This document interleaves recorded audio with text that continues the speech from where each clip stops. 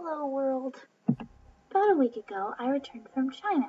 What I was doing in China was participating in the 6th Chinese Bridge Proficiency Competition for foreign secondary school students. This means that I got to meet kids from about 64 different countries and demonstrate our knowledge of Chinese culture and language together through several different activities.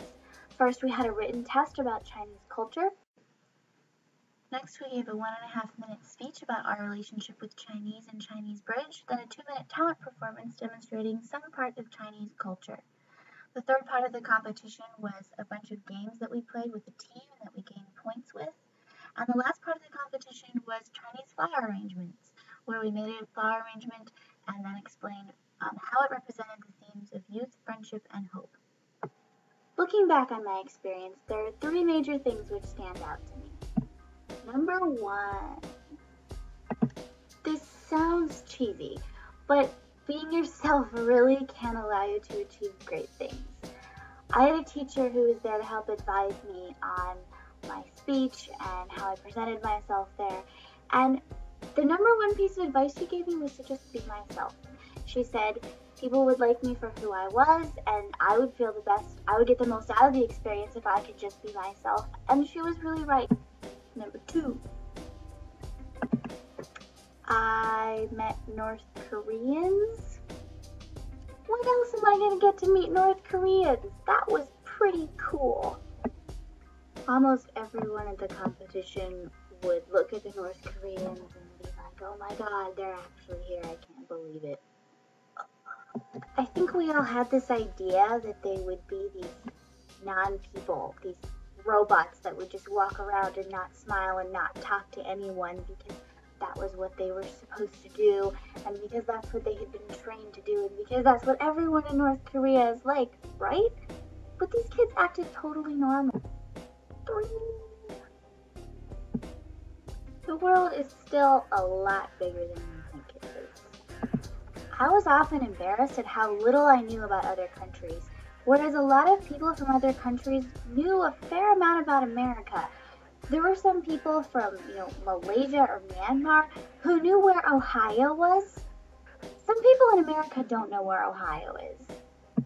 One of the things I discovered was that oftentimes I didn't even know the questions to ask because I wanted to know so much. And so I ended up asking everyone the same kinds of questions. And these are questions we all asked each other. What is the school system like where you're from? For example, how many years of high school do you have? I didn't know that so many countries have 3 years of high school. Some people start high school when they're younger or older. Some people end when they're younger or older. What's the driving age in your country? What's the drinking age in your country? How long have you studied Chinese? How many times have you been to China? What other languages do you speak? What are the official languages of your country? What do you usually eat for breakfast? Do you like the food here? Most people said no to the last one. One of the things that shocked me the most is that college is not a super big deal in a lot of places. For example, I was talking to my roommate who is from Fiji, and she told me that getting into college wasn't really that big of a deal. You don't spend all 4 years of high school madly trying to get into a good college and always thinking about what's going to look good for colleges. And that was totally inconceivable for me. One of the most valuable things I gained from this experience was the stronger ability to discern what really matters in my life. There were a lot of times both in preparing for and participating in the competition when I had to set priorities, which is a hard thing for me because I'm one of those people who looks at a chem lab that I have to do tonight and thinks, oh, this is the most important thing right now. I just want to get it done.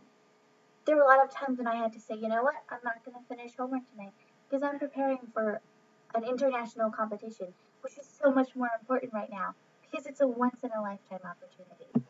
I think we spend so much of our times in this mad rush to get stuff done that a lot of times we don't take time to pause and look at what's around us and think about the direction our lives are going in and whether that's what we really want it to be. This experience provided me with an amazing opportunity to use something that I had learned in the real world. Learning a language in a classroom is drastically different from actually using the language to communicate with people in the real world, to express ideas to them that you cannot express in any other way. With Chinese Bridge, Chinese became something that I did not just study in school. It became something that was not contained within a textbook or a test score, but rather something which I could use to connect with the rest of the world. If you can step out of the box that is your own worldview, if you can step down off of the pedestal that holds you up above the rest of the world, if you can open your eyes and ears to what someone else has to say, if you cannot judge them for just a few minutes and moreover believe that they won't judge you, you will learn so much, not only about yourself and about the other person, but about how the world around you works. And let me tell you, it is so worth it.